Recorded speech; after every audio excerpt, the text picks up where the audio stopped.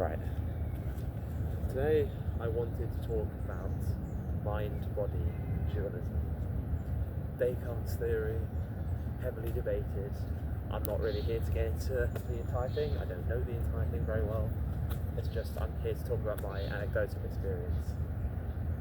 So last week I had a breakup, which was not fun.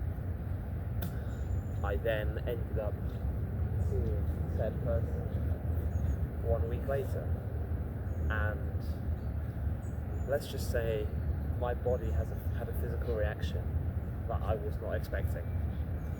It was painful, but I felt my chest was just caving in, and the energy I had just went down ridiculously.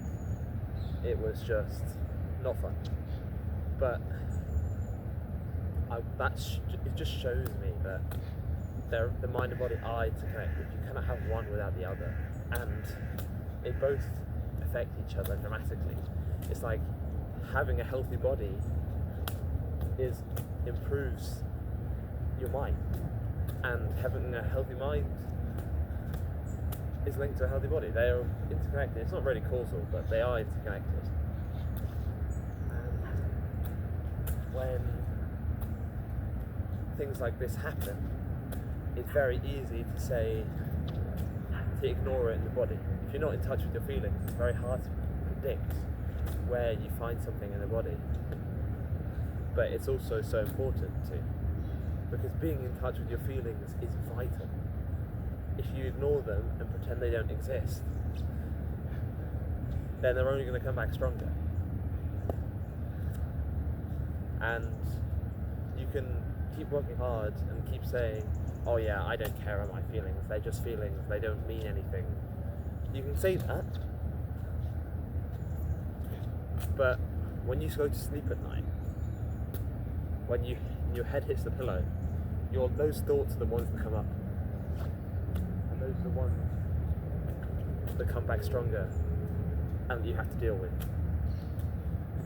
Because you can just keep working and keep running away, but wherever you go, your thoughts and you will still be there.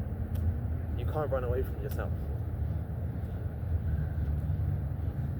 And another thing about the mind, which I thought was very cool, when I was thinking about the stuff that happened in the relationship, the memories that once made me feel really nice and it felt great, felt painful, even though they were exactly the same thing. It just shows that trajectory is so important, and how context changes a memory, even though objectively nothing already happened, but your subjective perception of it changes everything, which is just mad. It's just crazy to me that actually does happen. But it's also cool because it shows how malleable the mind is. And that leads me on to another point about trajectory and how it is more important often than position.